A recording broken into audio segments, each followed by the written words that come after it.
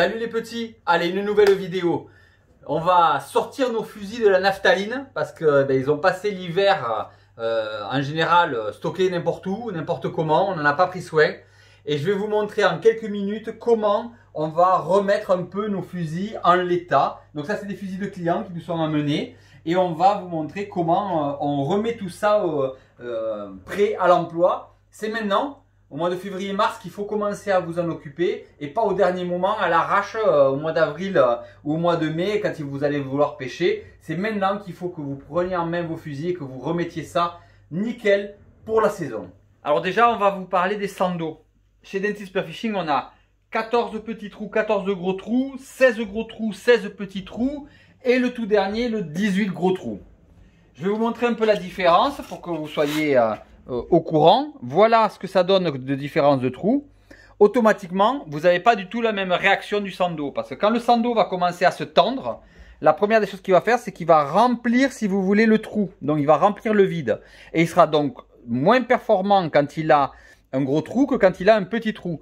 Mais par contre, il accompagne plus avec un gros trou qu'avec un petit trou. C'est-à-dire que le petit trou, c'est un départ puissant et rapide. Le gros trou, c'est un accompagnement plus long et plus progressif. On va commencer par les fusils à tête fermée. Souvent, on me pose la question, qu'est-ce que c'est qu'un fusil à tête fermée? Voilà, donc ça veut dire que la flèche est prise à l'intérieur de la tête. Elle ne peut pas sortir, vous voyez? Et c'est la tête qui tient la flèche. Contrairement à une tête ouverte, voilà, par exemple celui-là, où la flèche elle est tenue soit par un système mécanique, soit par un fil. Donc on va commencer par les têtes fermées. C'est en général des fusils assez rustiques, soit des vieux modèles, soit des modèles pas très chers. Et souvent ils sont montés avec des sandos catastrophiques, pour pas dire autre chose. Là en l'occurrence, ce fusil-là est monté avec un sando de 14, même je dirais de 13 mm, ce qui est une catastrophe. Le sando là, c'est du chewing-gum quoi, ça donnera absolument aucun rendu. Et jusqu'à présent, vous étiez condamné à aller acheter des sandos qu'on appelle à visser chez votre fabricant. Aujourd'hui, on a le moyen de mettre enfin des vrais bons sandos Pramline de haute qualité sur des fusils comme ça. Pour cela, on a des petites pièces qu'on a fabriquées en Delrin, d'accord, qui permettent tout simplement de pouvoir remplacer la bague qui se trouve ici, d'accord. On va tout simplement rentrer notre sando et le ligaturer. C'est ce que je vais vous montrer maintenant. Bien sûr, un de chaque côté. Un qui va dans la tête, ici, et l'autre qui ira dans l'ogive. C'est ce que je veux vous montrer. C'est tout nouveau chez Dentis Spearfishing. Donc déjà, pour choisir la longueur des sandos, on va vérifier la longueur réelle du fusil. Donc, de la bague jusqu'à l'armement, c'est un 75 cm. Donc un 75 cm, en sando en bague, c'est du 19. D'accord? Ça, vous le trouverez dans tous les bons abacs. Je vous mettrai un lien sur la chaîne avec les abacs.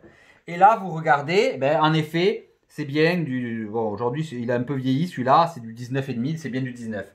Donc, on va couper un morceau de sando de 19 qu'on va repositionner dans les pièces. Donc, on va prendre du 14 et on va le positionner et on va dire, bon, on va le couper à 19 cm. 19. Alors, si on coupe à 19, quand on va mettre la bille, on va baguer avant 19, d'accord? Puisqu'on voit bien que la bague, elle est décalée, d'accord? Donc, si je coupe à 19, en réalité, je vais me retrouver à du 18. Donc, on considère qu'il y a un demi-centimètre de chaque côté. Donc, quand on utilise ça, on ne coupe pas à 19, mais on coupe à 20 pour que entre chaque ligature, on ait 19 après. Donc là, on va mesurer 20 cm. Le sando, ça se coupe tout simplement avec un bon ciseau. Voilà. Vous voyez, c'est rapide, efficace. On va meuler les deux bouts pour que ça soit plat et on va placer les pièces. Je ne sais pas si vous entendez, mais il y a une machine à coudre qui n'arrête pas de marcher là-haut. Ouais. Alors, voilà, j'ai placé une pièce, mais je vais vous montrer un peu comment on fait pour faire ça.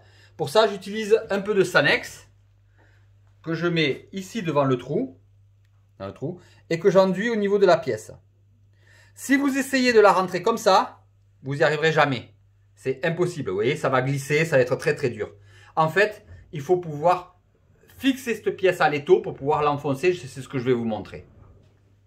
On vient sur le côté face au trou, on appuie et on... Ah, j'ai raté. On appuie et on vient l'emmancher. D'accord? Et on libère. Et après, eh bien, il ne reste plus qu'à le pousser jusqu'au fond. Vous voyez que ce n'est pas très difficile à faire. Ça se fait relativement facilement. Si vous essayez verticalement, vous n'y arrivez pas. Il faut vraiment passer, vous avez vu, sur le côté et après on remonte. On va reparler du nœud constrictor. Alors je sais que vous avez beaucoup de difficultés à le faire, mais pourtant c'est simple. Je pose le fil sur le sando. Je le bloque avec le doigt. Je fais tourner le fil en prenant la pointe. Je refais tourner sans prendre la pointe. Je coupe. Alors, je fais grand exprès pour que vous y voyez facilement. Je viens passer la pointe dans la boucle. Et avec la boucle que je viens de faire, je prends mon premier fil et je le passe à l'intérieur. Quand vous serrez, vous obtenez un X. Voilà. Vous poussez le constricteur tranquillement jusqu'à la zone où vous devez ligaturer. Voilà. Et maintenant, il ne vous restera plus qu'à serrer avec des pinces. On peut faire 2 boucles de chaque côté et tirer aussi avec des tournevis. Mais c'est facile. Alors, je vous remontre. Je pose le fil sur le sando. Je tourne en prenant le fil. Je retourne sans prendre le fil. Je coupe. Je viens passer à l'intérieur. Je ressors un peu mon fil pour faire la boucle. Et le premier, je viens le passer à l'intérieur. Et je forme mon X. Vraiment, c'est vraiment pas difficile. Hein. Et on pousse jusqu'à l'endroit où on doit ligaturer. Et là, on va pouvoir serrer. Et vous voyez qu'avec ces pièces-là, on vient de créer en fait un sando de très bonne qualité. C'est du Prameline, donc un très bon sando d'anti-spearfishing qui est vissable. Avec la pince, je viens tenir un côté du fil. Avec l'autre pince, je tiens l'autre côté du fil et je serre mon constricteur. Voilà, tout simplement, c'est facile. Cette pièce-là va vous permettre enfin, sur des fusils à tête fermée, de mettre du sando de qualité.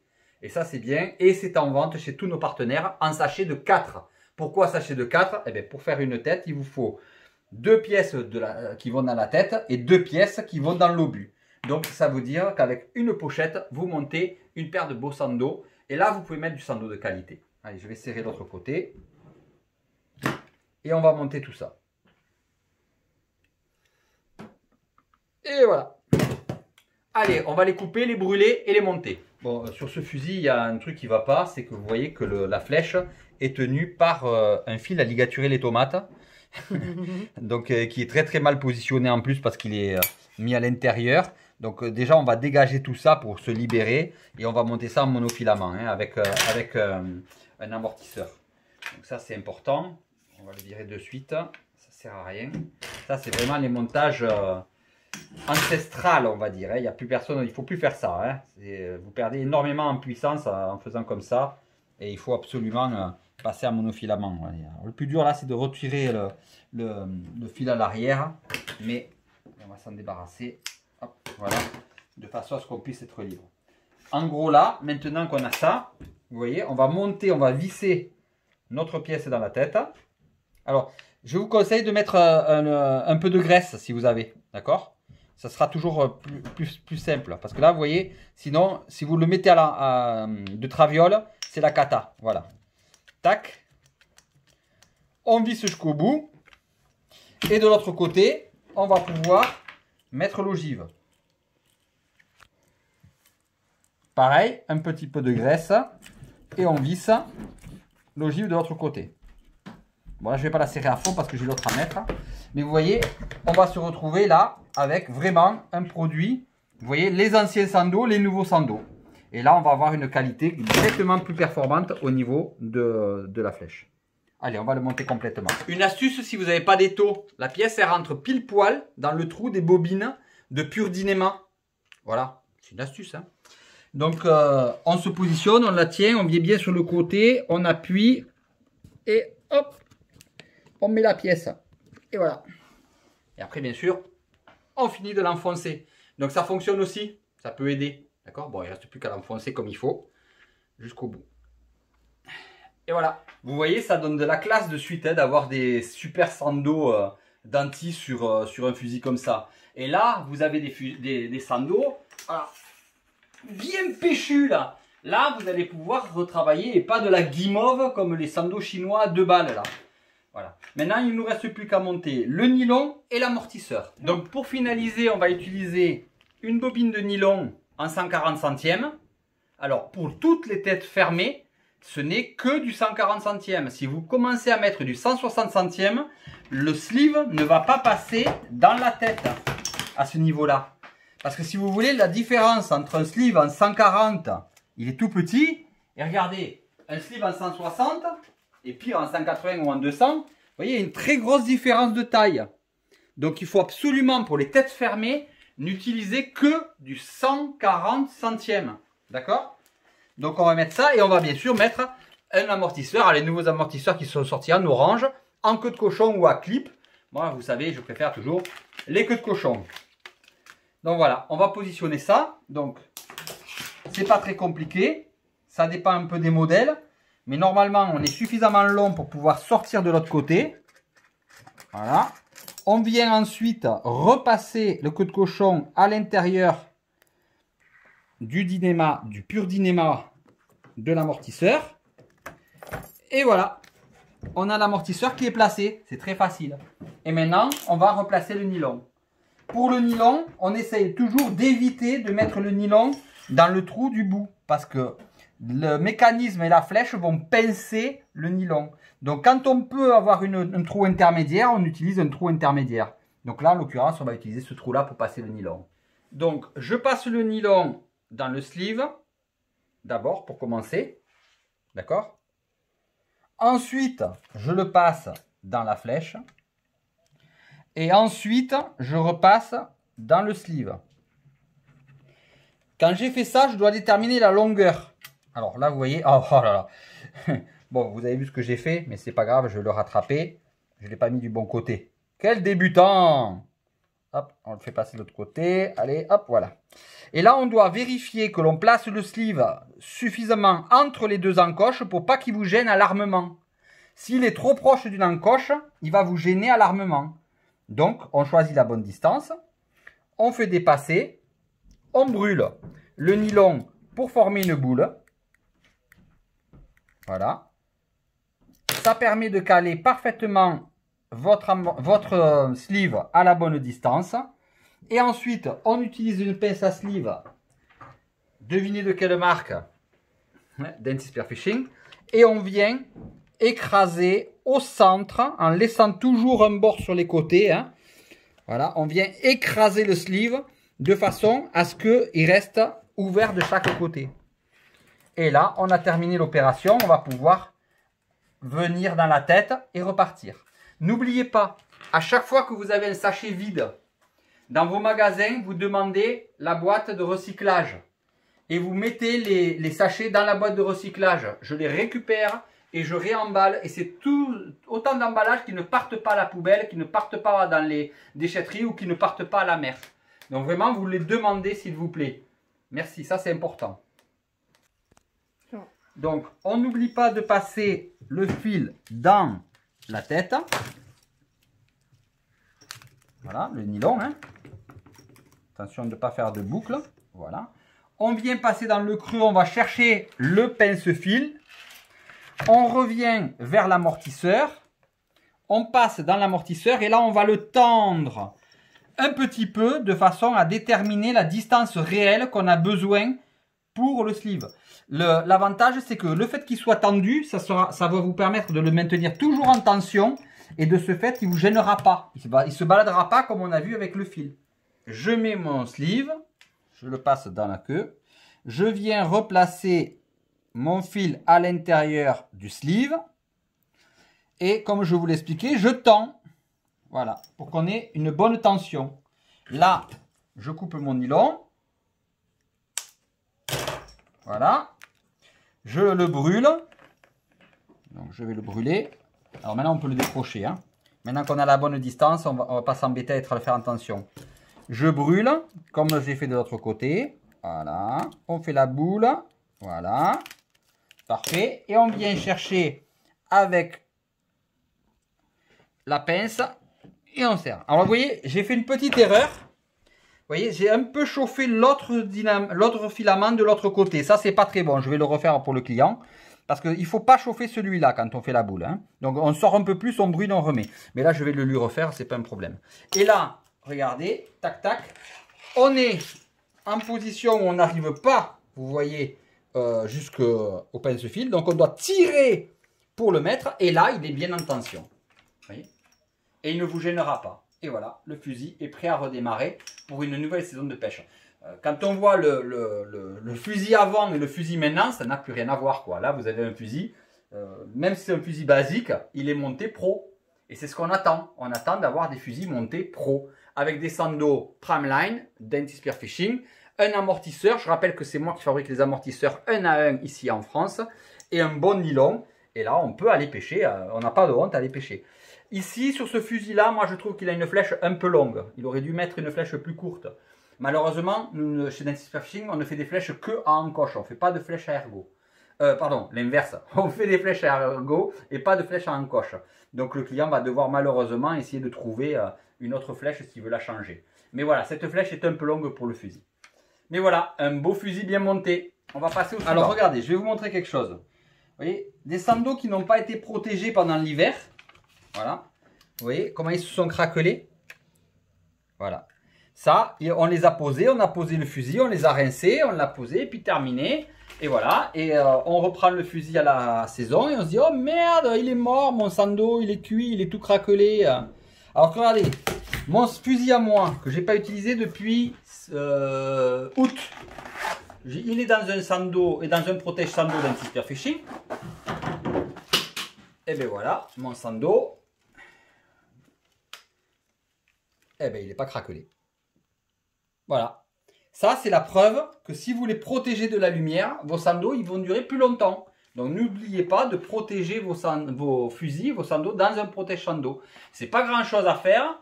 Voilà. Hop, on fait ça. Après l'avoir bien rincé, on pose le fusil au sol. Hop, on tend. Hop, terminé. Et là, il est protégé complètement des UV. Parce que je vous rappelle que ce qui tue les Sando, c'est les UV.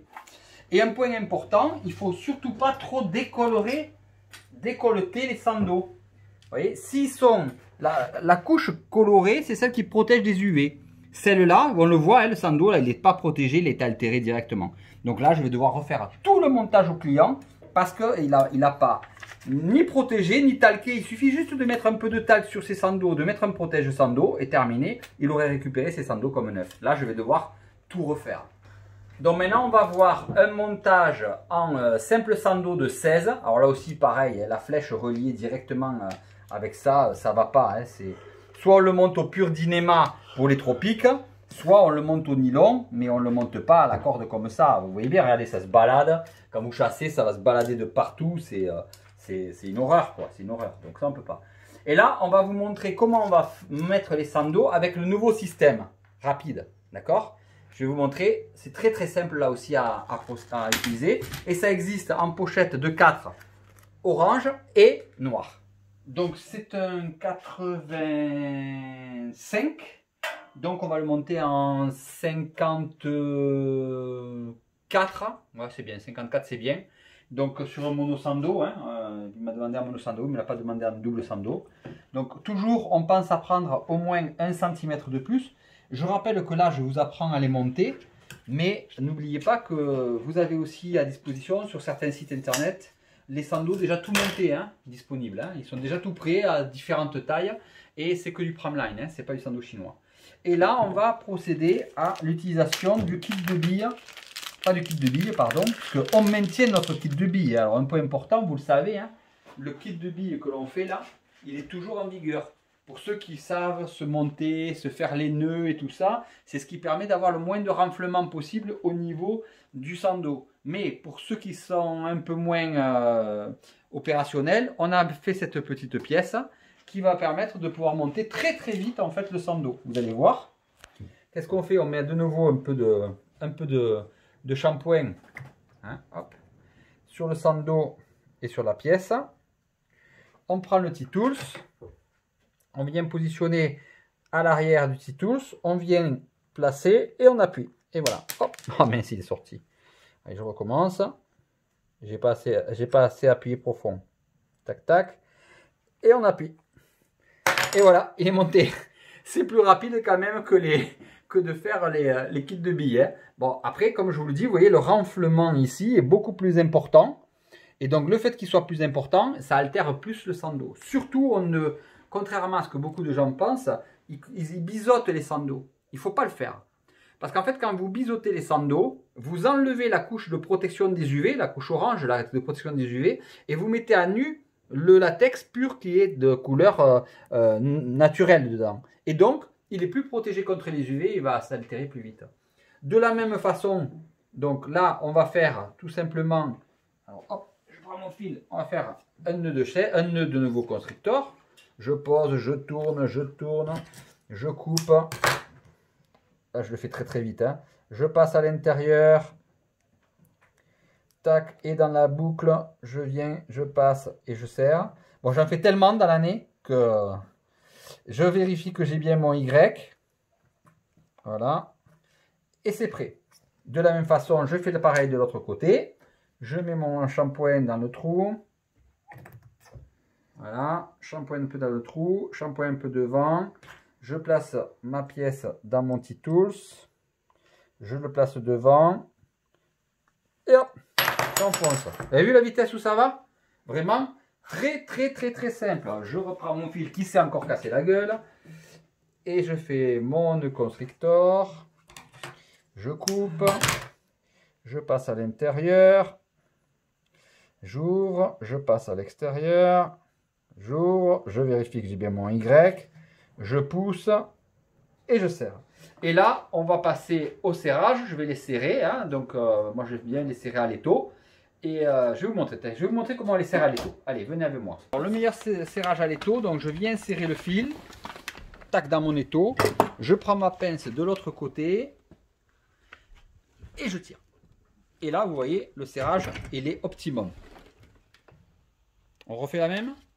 Je place mon fil dans l'étau. Je serre l'étau, je prends mon fil à la pince et je serre.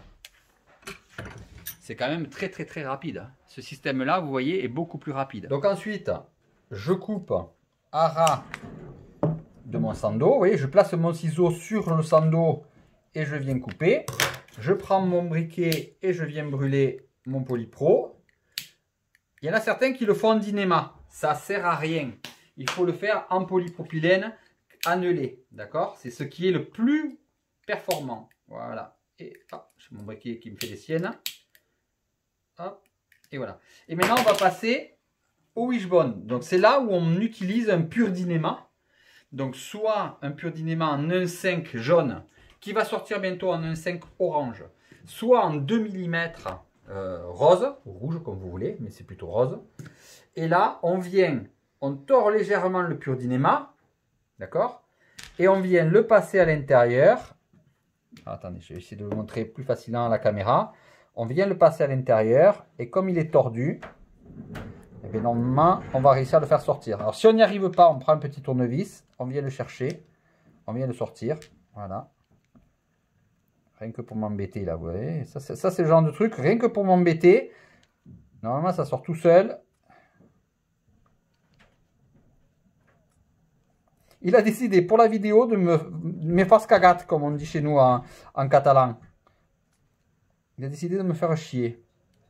Et alors bien comme il faut. Hein. Donc dans ce cas-là, il vaut mieux le ressortir. Allez, on va le ressortir parce que sinon, j'avais pas mal fait ma crosse.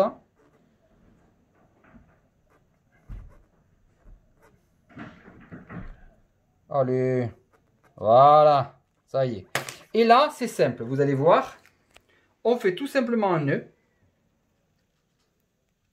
Tout simplement, un nœud, on le brûle, on fait une boule et on vient le rentrer à l'intérieur. Vous avez vu comme c'est facile? Ensuite, eh bien, on vient placer le sando dans le fusil et on va faire la même chose de l'autre côté. Et là, vous allez régler en fonction de votre force la longueur de votre wishbone. Là, c'est moins fort, là, c'est plus fort.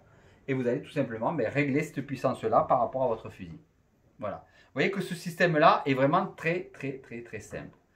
Donc voilà, deux méthodes vraiment différentes pour pouvoir monter vos sandos. Maintenant, vous savez que même si vous avez des têtes fermées, vous pouvez monter vos sandos grâce à cette pièce-là, en vente chez nos partenaires. La méthode rapide de montage de sando avec cette pièce-là. Et on garde la méthode pro avec le système de billes et les sachets. Voilà, ça c'est important. Après, n'oubliez pas de changer tous vos nylons. Hein. À chaque début de saison, on ne cherche pas à comprendre, on change ses nylons. On débobine son dynéma, on rince sa bobine de dynéma, on vérifie qu'elle ne soit pas du tout abîmée tout le long et on rembobine son moulinet. Éventuellement, je vous l'ai dit, vous dessalez votre crosse. Alors, il y en a certains qui n'aiment pas ça, mais moi, je mets un coup de WD-40. Certains disent, oui, mais WD-40, ça abîme le plastique. Bon, il y a différentes écoles. Moi, je mets quand même en début de saison un coup de WD-40. Et vos fusils sont opérationnels. Voilà. J'espère que c'est une vidéo qui vous a plu, un peu plus technique, mais intéressante malgré tout.